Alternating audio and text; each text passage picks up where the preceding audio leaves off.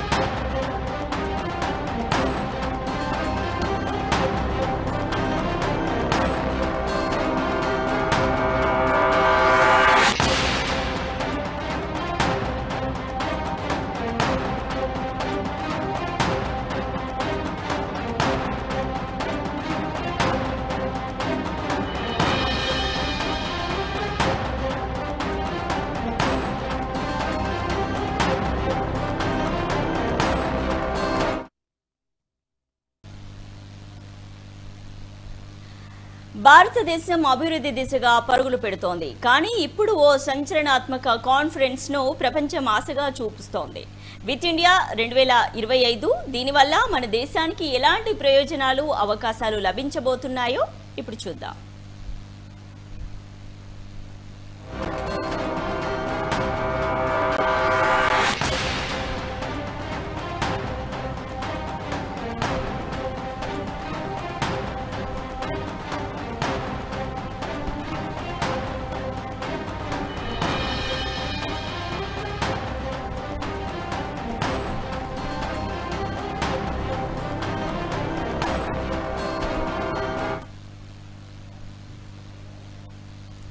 With India 2025 conference లో 1,72,000 కోట్ల విలువైన ప్రాజెక్టులు, కాంట్రాక్టులు విదేశీ సంస్థలకు లభించబోతున్నాయి. America, Germany, Dubai, Australia, Britain నుంచి పెద్ద సంఖ్యలో ప్రతినిధులు ఈ సమ్మిట్ కి హాజరు కాబోతున్నారు.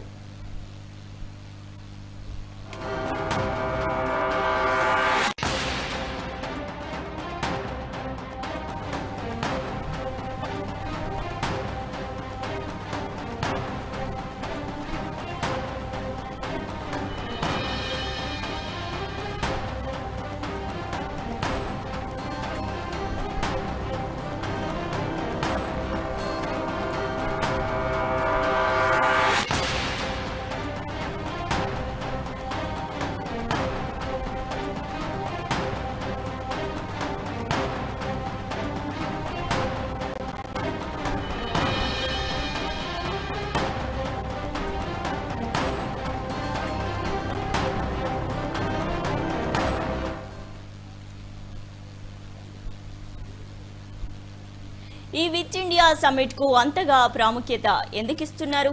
ఏ రంగాల్లో ఈ పెట్టుబడులు జరగబోతున్నాయో ఇప్పుడు చూద్దాం.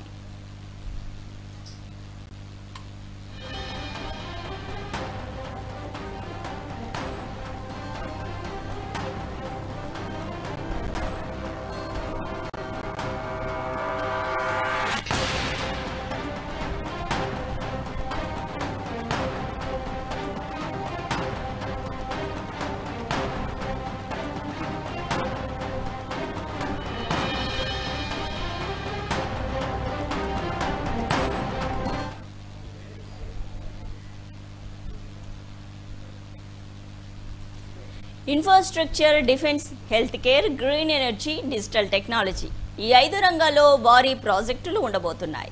ఈ రంగాల్లో భారత్ను ప్రపంచ మార్కెట్కు అనుసంధానించాలనే వ్యూహంతోనే ఈ కాన్ఫరెన్స్ ఏర్పాటైంది. ఈ సమ్మిట్లో ఈ 5 రంగాలకు సంబంధించిన వ్యవస్థీకరణ గురించి చర్చించబోతున్నారు.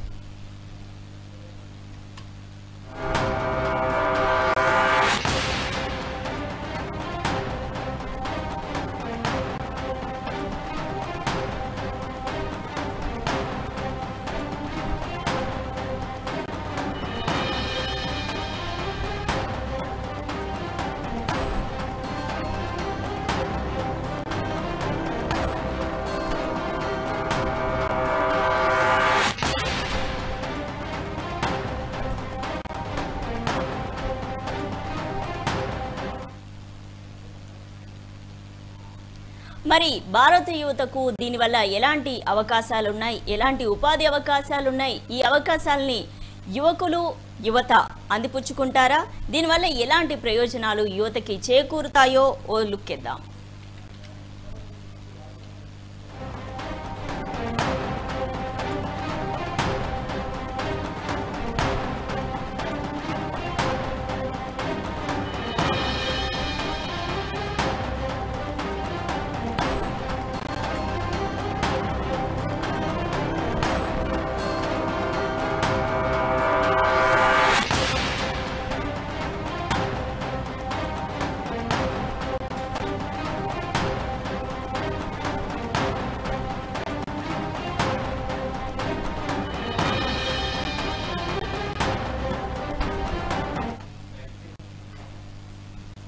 ఈ ప్రాజెక్టుల ద్వారా కనీసం 43,000 మందికి ప్రత్యక్ష ఉద్యోగాలు, మరో 1,00,000 మందికి పరోక్ష ఉపాధి లభించనుంది.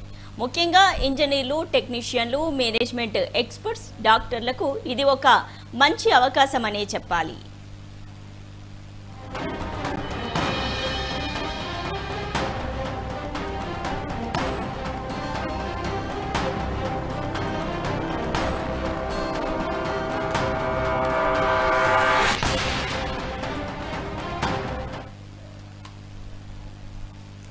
పెట్టుబడులు, ఉద్యోగాలు, అభివృద్ధి అన్నీ సరే, కానీ వీటిని వ్యూహాత్మకంగా ఎలా ఉపయోగించుకోవాలి?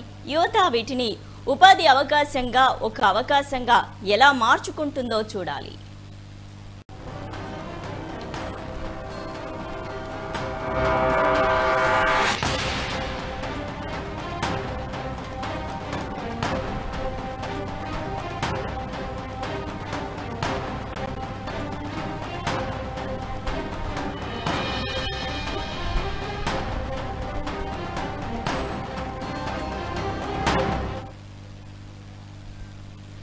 విదేశీ కంపెనీలు భారత్లో సులభంగా వ్యాపారం చేసేందుకు ఆసక్తి చూపిస్తున్నాయి.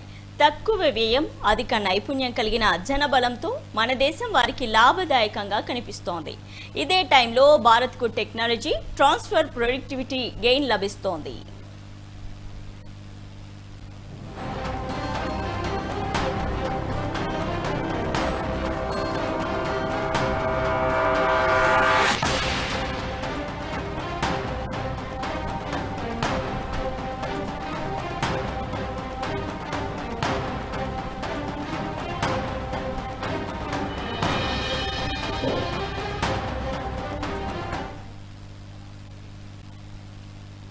ఇది ఒక బిజినెస్ ఒప్పందమేనా, లేక దీని వెనుక వేరే వ్యూహాలున్నాయా? ఎందుకంటే భారత్లో ఇంత పెద్ద ఎత్తున పెట్టుబడులు పెట్టేందుకు విదేశీ కంపెనీలన్నీ కూడా ఒక్కసారిగా ఆసక్తి చూపిస్తున్నాయి ఇన్ని రంగాల్లో అంటే ఖచ్చితంగా ఇందులో ఏదైనా మతలబ్ ఉందా అనేది కూడా తెలియాల్సి ఉంది.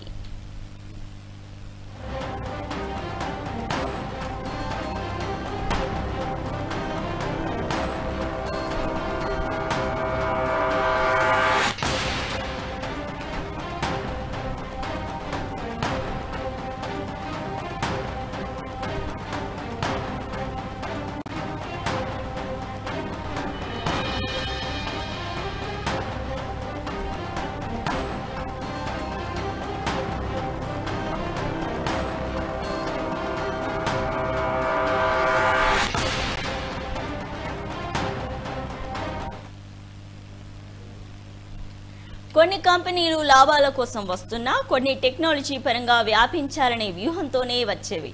ముఖ్యంగా డిఫెన్స్, టెక్, గ్రీన్ ఎనర్జీలో భారత్తో భాగస్వామ్యం కావాలనే ఉద్దేశంతోనే కంపెనీలు ముందుకు వస్తున్నాయనే వార్తలు వినిపిస్తున్నాయి.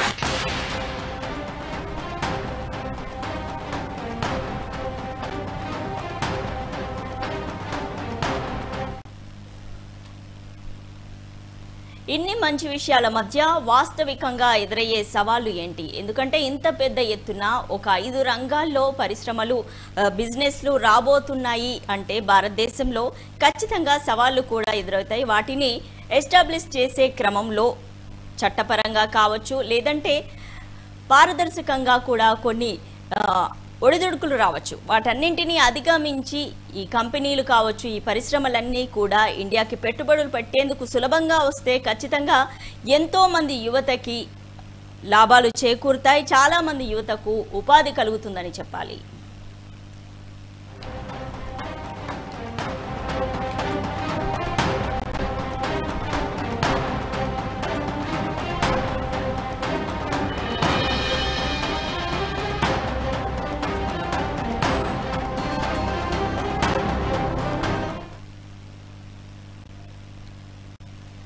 పారదర్శకత లేని కాంట్రాక్టర్లు, నకిలీ సంస్థల ముప్పు, స్థానిక కంపెనీలకు అవకాశాల లేమి, ఉద్యోగాల్లో విదేశీ ప్రాధాన్యత వంటి సమస్యలు ప్రస్తుతం ప్రధానంగా కనిపిస్తున్నాయి.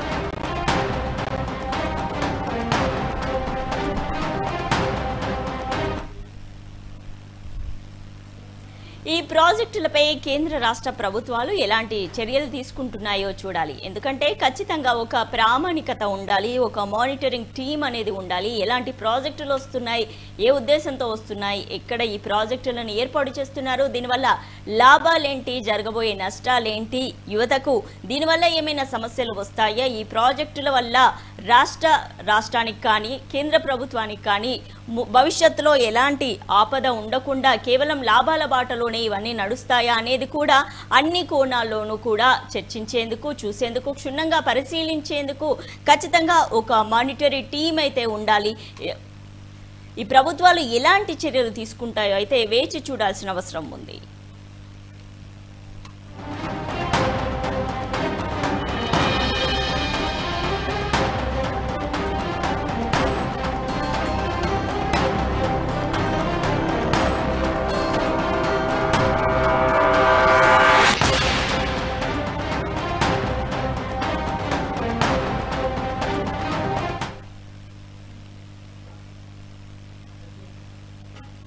అయితే కేంద్ర ప్రభుత్వం విత్ ఇండియాను ప్రధాన వేదికగా ప్రామాణికంగా ప్రతిష్టాత్మకంగా తీసుకుంటోంది.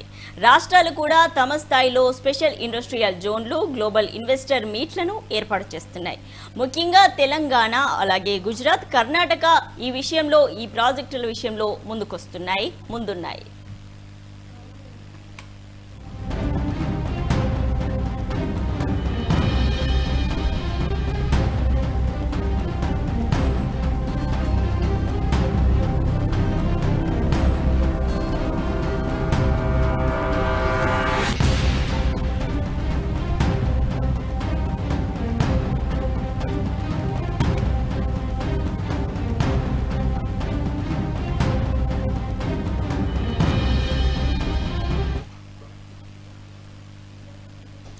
అయితే ఈ పెట్టుబడులు మన దేశ వ్యాపారిక మానవ వనరుల స్వరూపాన్ని ఏ విధంగా మార్చబోతున్నాయి, ఈ పెట్టుబడుల వల్ల మన దేశ భవిష్యత్తు కానీ మన వ్యాపారిక భవిష్యత్తు కానీ ఏ విధంగానైనా ప్రభావం చూపిస్తాయా, అవి మారబోతున్నాయా, నిజంగానే వీటి వల్ల మన దేశ భవిష్యత్తు ఆధారపడి ఉందా?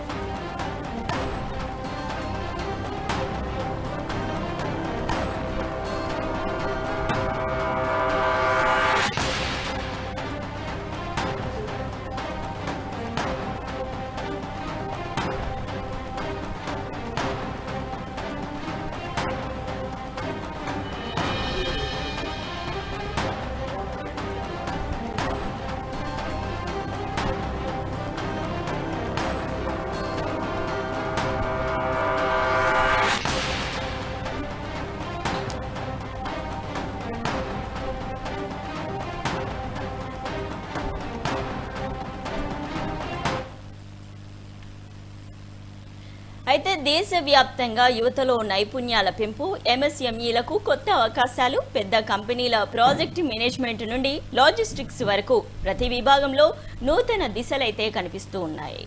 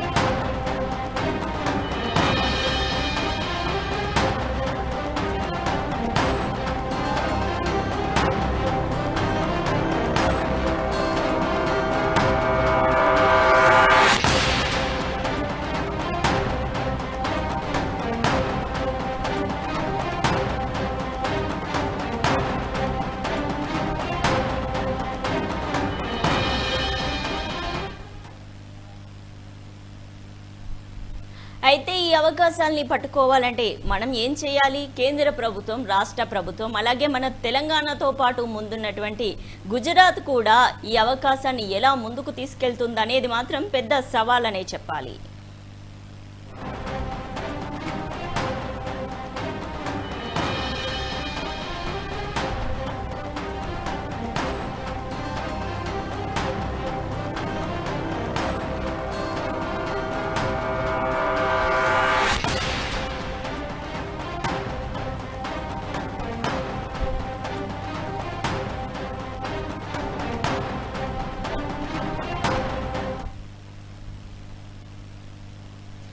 నైపుణ్యాభివృద్ధి, భాషా నైపుణ్యం, డిజిటల్ స్కిల్స్, కమ్యూనికేషన్ ఇవన్నీ యువత నేర్చుకోవాలి. ఎందుకంటే ప్రాజెక్టులు వచ్చాక ఉద్యోగాలు స్వయంగా మీ గుమస్తా ఆఫీస్ వరకు రావు. కదలాలి, సిద్ధం కావాలి. వాటన్నిటికీ తగ్గటువంటి స్కిల్ డెవలప్మెంట్ నేర్చుకోవాలి.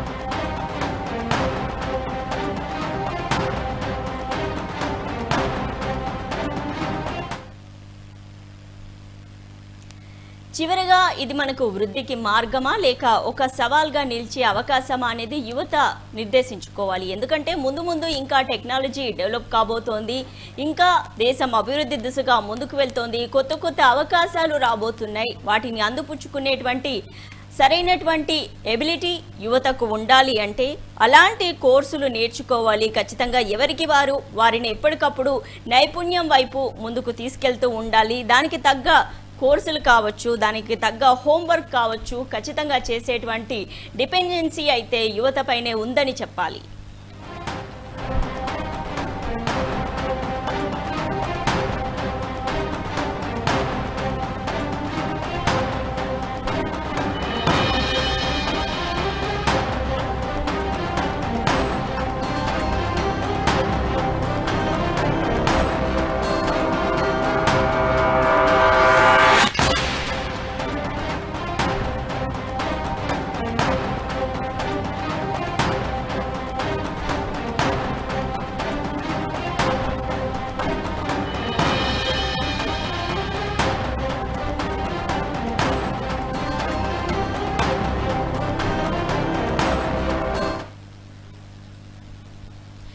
ఈ పెట్టుబడులు మన అభివృద్ధికి అద్భుత అవకాశాలు. కానీ అవి ఫలించాలంటే పాలసీ స్పష్టత, స్థానిక అనుకూలత, జాగ్రత్తగా ముందుకెళ్లే దృక్పథం అవసరం. ఒక్క అడుగు వెనక్కి ఉంటే విదేశీ సంస్థలు పక్కదారి తొక్కేస్తాయి.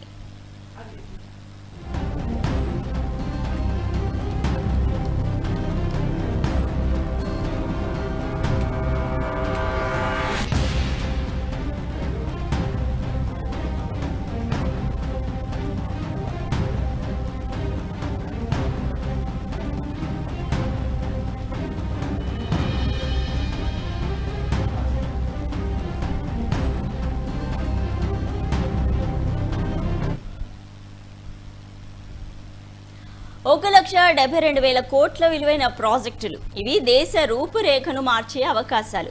ఇప్పుడు మనం చేయాల్సింది అవకాశాలను సమర్థవంతంగా వినియోగించుకోవడమే. ఇలాంటి విశ్లేషణాత్మక కథనాల కోసం